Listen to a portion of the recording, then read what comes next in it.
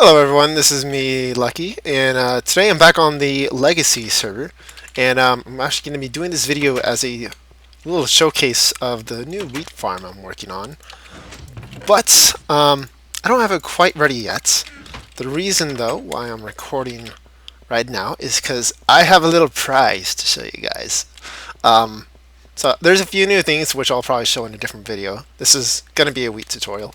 Look at what I found. I was making my little room. Ran across this. There's one, there's two, there's three, there's four, five, six, seven, 8 diamond ores in one vein. And I think that's the maximum amount they can actually come together in. So, fantastic. So I got my Fortune 3 pick. And I'm going to get lots of diamonds here. So I just wanted to show you guys this because this is awesome. So let's see how many we can get. One, one, two, one, one. There we go, finally. Oh my god, there's another one! That's insane! Oh, if there was like another vein underneath this, that would be amazing. So I guess they can come in groups of 9 or something. So I got 13 diamond ores right there. That is fantastic. Alright, so having showed you guys that, I'm going to finish up this room here. And I guess the rest of the video should be me showing off my new wheat farm. So, yeah, one sec.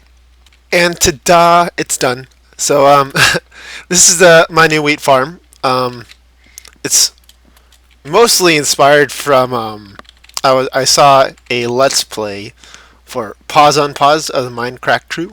In one of his like little thumbnails for the video, it showed his little wheat farm, and it's essentially what I did for mine. Or just has like the rows and the water flushes it.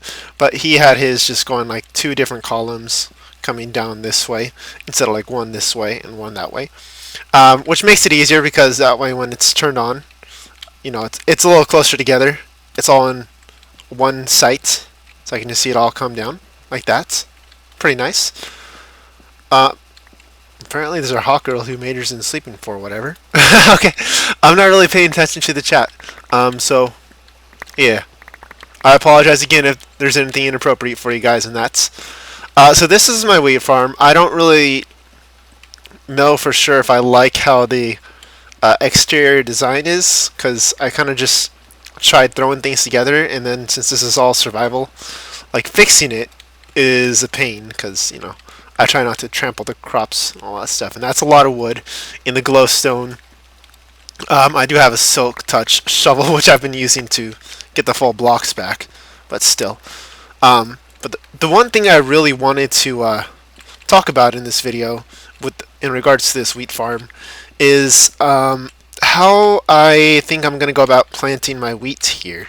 Because if you saw, I basically filled up every single plot on here. And I've been doing a lot of reading on wheat farming lately through like the Minecraft wiki, and I've been watching videos. And Seth Bling even did a video where like he tried every single different combination of a wheat farm, and he basically concluded that it doesn't really matter how you do it. Overall you're going to get the same amount of wheat. And in a way that's true, but here's how I've been thinking about it. You saw that I filled every single plot. How I'm going to be doing it is I'm going to be doing rows like this. I do one row here. Let me go ahead and get this one down here. Then I have a space in between, like that. And then I'm going to be doing this one right here. And there is a very specific reason I'm doing that. Alright. Let me go ahead and fill... Oh! Go ahead and fill this one in as well. Oop. There's that. Let me get the middle one. And I missed that. And let me just get the one other row here. I did have a... I tested this out in a creative world, just like a Flatlands world, just to make sure that my theory is correct. And overall, it turned out to be pretty obvious that it's true. So as I was reading in the Minecraft wiki, wheat has like a reduced chance of 50%. If you have, like, for instance, let's take this piece of wheat right here. If you do it in a line this way, the wheat doesn't really affect each other. Or also, if I just have like a straight line like that, it doesn't really matter. But if you have it so that there's a line right here and a line right here, either these two or these two aren't going to be affected, that there's a wheat growing right here. But anything that's right there, there, there, there, and the other two are going to have a 50% reduced chance of being able to grow in their tick. Dang it! Dang it! And my freaking keyboard just locked when I did that, so I was like being forced to trample all my crops. Let me go grab my hoe here. It's in one of these, I think. I hope. Possibly not. There we go. Okay. So, with that 50% reduced chance, it's going to take a lot longer to grow, which is why if you saw when I just harvested, what the heck? That was odd. When I harvested, most of the plants, or the wheat, was not fully grown. There was a few that were, but most weren't. So it's kind of like a waste of harvest and of the time, because I harvested them before they weren't fully grown. Then I just have to replant them, and they're probably not going to be fully grown. So with this, they grow a lot faster, and it's also true that if they have a farmland space right next to them that's hydrated and open, it increases the chance of the wheat growing by 2.5% for each hydrated spot right around it. So for this one, there would be like 1, 2, 3. So that's 7.5% improved chance. For this one right here, there would be 1, 2, 3, 4, 5, 6. That's like 15% better chance of it growing. And you can kind of see that along here. The ones in the middle seem to be growing a little bit faster than the ones on the outside. And overall, they're growing pretty quickly here. So there is some open spaces. However, I'm figuring that without the 50% reduced chance of trying to grow the crops right next to each other, this will overall grow a lot faster, and I'll be able to harvest it a lot faster than if I just filled every single plot. And another reason why that's helpful is because technically, if you do fill every single spot and you just check every now and then, you can get more wheat per harvest for whenever you harvest. And it might be the same in the overall amount of time. Like if I have to harvest this twice, once it's fully grown, to get the same amount as if I harvested it once, then it's not going to really matter how I do it. However, it's going to use more seeds to do it the second way if I fill every single plot, and it's going to take more time planting them all, which, it's kind of a waste of time. So I figured this way overall is the most efficient method. I like it the best because I absolutely hate harvesting when like a thing of wheat isn't full. I will almost like wait for another 2 or 3 pieces of wheat to just finish growing before I harvest, instead of just like taking it all. So I'm a lot happier with this. It's essentially the same design as the one up there, but a little bit bigger. And like I said, it's in like the 2 columns. Oh crap, that was not good. And I have these little higher walkways instead of the half slabs like I have up above. So there's less pieces of wheat going up on here. If I made it too high, or if I added like a half slab, I'm pretty sure none would go up here, but that's not really necessary, and I'm not going to bother with it. So there's that, and that's just what I wanted to touch on for the wheat survival, or wheats. What the fuck? I had like multiple thoughts in my head right there, and they just kind of mixed. So this is all in survival. Now I want to show you guys a little bit more of my world here. I just want to make some bread because I am completely out of, or not completely out, but my hunger's so low that I can't sprint. So I'm going to take a little bit of that, let that grow, and look, there's like already one that's almost done right there, or it is done. I'm not sure. I have to go take a look. So I've been experimenting in this room a little bit. I wanted to have like a trap room where it's basically closed in, and there's just a couple walls right here, and there's a button right here. And if you press that button, what it does is it lowers the walls with pistons. Maybe I can get around here and show you guys kind of what I had. Or no, I don't think I had the pistons set yet. No, I didn't set them yet. But there would be pistons holding up stone in front of these dispensers. So when you press the button, it would pull the pistons down and up, so that it would show these dispensers. And then this button would also be set to a repeating clock right here, which would fire these dispensers pretty quickly with a bunch of arrows. And it's a small room, so you can't really escape. And I'd also have this button set to close this doorway with like more pistons right in between here. That's why it's 3 wide, so you can't really see the pistons, and the doorway would close.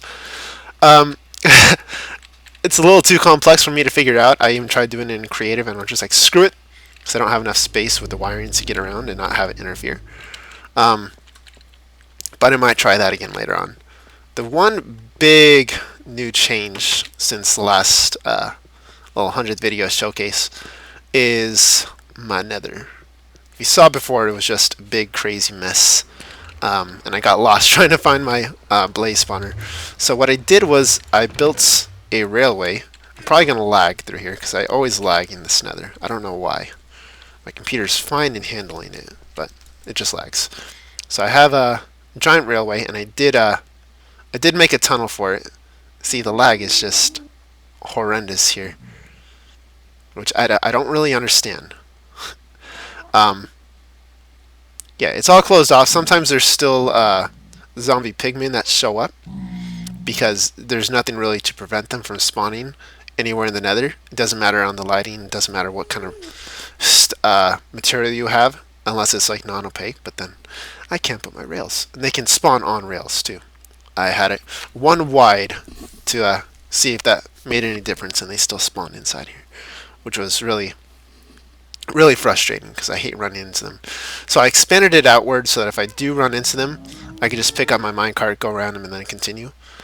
I could also, if I made it 1 wide, if I had like a glass block at the second block height, like head level, it wouldn't stop me from traveling through it, and it wouldn't suffocate me, but it would stop them from spawning in there.